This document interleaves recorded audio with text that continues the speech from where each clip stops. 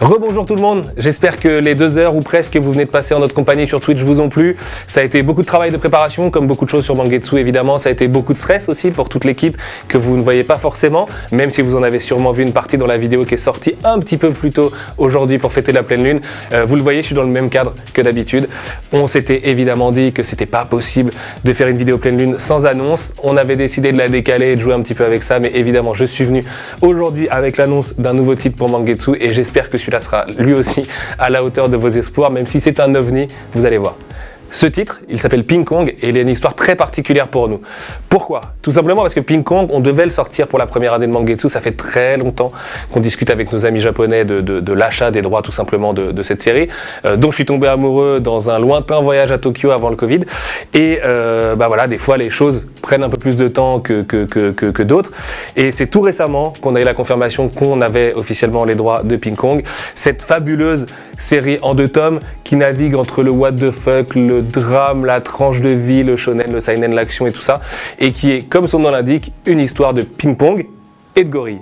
Écrite et dessinée par Comic Jackson, un auteur japonais publié dans le Weekly Shonen Sunday, magazine culte de Shogakukan, Ping Kong c'est l'histoire de 2 sœurs, dont l'une des 2 va se transformer en gorille. Alors je sais, après Panda Detective Agency, vous allez nous dire qu'on a un problème avec les gens qui se transforment en animaux, mais cette fois c'est tout à fait différent, puisque ces 2 petites filles, ou en tout cas cette petite fille toujours humaine et sa sœur transformée en gorille, vont décider de poutrer tout le monde au ping-pong en double, et ça donne des planches absolument incroyables, des vannes très japonaise et un peu what the fuck parfois, mais vraiment hilarante. C'est un ovni, comme je vous l'ai dit, et c'est en même temps une histoire très très touchante, en 2 tomes, ce qui est un format qu'on n'a pas encore beaucoup exploré chez Mangetsu. On avait soit des séries longues, soit des one-shots, même si dans les annonces à venir, dans les prochaines pleines lunes, il y aura beaucoup de séries plus courtes, je vous rassure, pour ceux d'entre vous qui aiment ça, et je sais que vous êtes nombreux.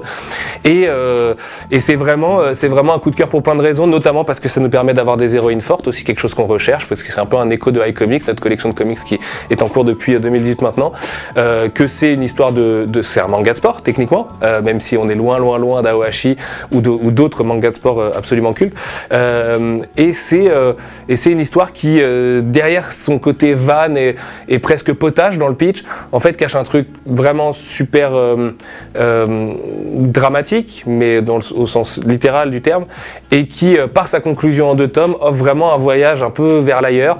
Je pense que c'est une série qui doit se lire en une soirée, en enchaînant les 2 tomes et tout, pour vraiment en tenir toute la saveur. Je ne sais pas encore, aujourd'hui c'est beaucoup trop tôt pour vous en parler, parce que là on parle d'une sortie de 2022, de savoir si on sortira les 2 tomes le même jour ou quoi, ou peut-être un format intégral et tout, c'est encore très tôt et je préfère vous le dire. Mais en tout cas, c'est une série à part, qui je pense ressemble un petit peu à la folie que Mangetsu peut apporter parfois et qu'on va aussi apporter par d'autres nouveautés en 2022, vous verrez, des trucs qui tendent un peu plus vers l'humour et en même temps vers quelque chose de vraiment sorti tout droit du Japon finalement, et voilà, c'est une série auquel je tenais énormément. Ça a été une des toutes premières séries pour laquelle j'ai fait une offre en tant qu'éditeur, donc il y a de ça, je vous dis maintenant, de longs mois, ça fait plus d'1 an et demi, même si a priori par son format, par son histoire, par sa bizarrerie, par son génie aussi, c'est une série qui est pas forcément destinée à être un des grands porte-étendards de Mangetsu. Moi c'est une série auquel je tiens énormément en tant qu'éditeur. Je pense qu'il y a un lectorat pour ce genre de séries qui sortent complètement de l'ordinaire, et ça me fait vraiment plaisir parce que j'ai l'impression en fait d'avoir complété l'ambition du Mangetsu première année, puisque pendant longtemps dans les plannings prévisionnels Ping Kong apparaissait, et voilà, j'ai l'impression d'avoir bouclé la boucle. Ça me permet, et c'est vraiment pas fait exprès, de vous l'annoncer aujourd'hui, jour de lancement de la collecte, donc ça me permet de refermer quasiment un premier chapitre de Mangetsu au moment où 2022 est déjà très avancé. On a déjà beaucoup d'annonces à vous faire, et je vais essayer de les distiller un petit peu parce que des pleines lunes il y en a encore beaucoup à venir, et c'est une série vraiment unique en son genre. Je sais que ça peut être une expression galvaudée, mais pour le coup, pour les gens qui nous feront confiance et qui la liront, vous comprendrez vraiment en quoi. Et puis Jean-Victor normalement vous montre plein de belles images de Ping Kong là, à l'écran, et vous voyez que c'est déjà très beau, qui a vraiment le saut de qualité Shogakukan Weekly Shonen Sunday, et ça déjà c'était l'occasion et une bonne raison de me pencher dessus. Ensuite en le lisant j'ai découvert que c'était vraiment une petite pépite, et j'espère que ce sera aussi une petite pépite de vos collections chez vous. Voilà, cette fois je vous dis réellement au revoir, réellement à la prochaine pleine lune. On se retrouve pour une nouvelle annonce, évidemment, le mois prochain. Et puis d'ici là, voilà, allez prêcher la bonne parole auprès de vos libraires, découvrez Aohashi, faites-nous vos retours s'il vous plaît, c'est très important, vous le savez. On se retrouve très très vite en librairie, puisque d'ici quelques jours à peine, vous aurez le Mandala de Feu, qui est très très beau et tout ça, et malheureusement, je ne peux pas vous le présenter aujourd'hui, parce qu'il arrive demain au bureau, donc c'est un peu frustrant. Mais vous avez le Mandala de Feu qui arrive, qu'on vous aura présenté dans l'émission Twitch, que vous venez juste de voir théoriquement, pour ceux qui découvrent cette vidéo dans sa première diffusion. Et puis juste après, vous aurez évidemment Chiruran, le mi-juin, qui est une superbe série, notre autre gros shonen avec Aoashi, donc voilà.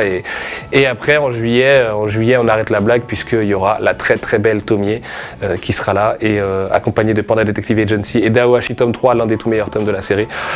Donc voilà, je pense qu'on est chanceux, je pense qu'on est extrêmement privilégié, je pense qu'on a la chance de vous avoir, d'avoir tout votre soutien depuis le mois de janvier. Infiniment merci, c'est que le début. Allons-y ensemble, donnons-nous la main, aimons-nous, lisons, partageons notre amour du manga. Et puis n'hésitez pas avec vos nombreuses recommandations, je vous jure, c'est pratique. Et même si on ne pourra pas tout aller chercher, il y a des choses sur lesquelles on travaille aussi grâce à vous. Donc voilà, du fond du cœur, merci. Une première page se tourne pour l'histoire de Mangetsu. Un gros livre s'offre à nous. Et voilà, j'espère vraiment qu'on ira ensemble jusqu'au bout. Et encore une fois, merci, ça fait beaucoup de fois que je le dis, mais c'est sincère. À la prochaine pleine lune, ciao tout le monde, prenez bien soin de vous surtout et lisez bien.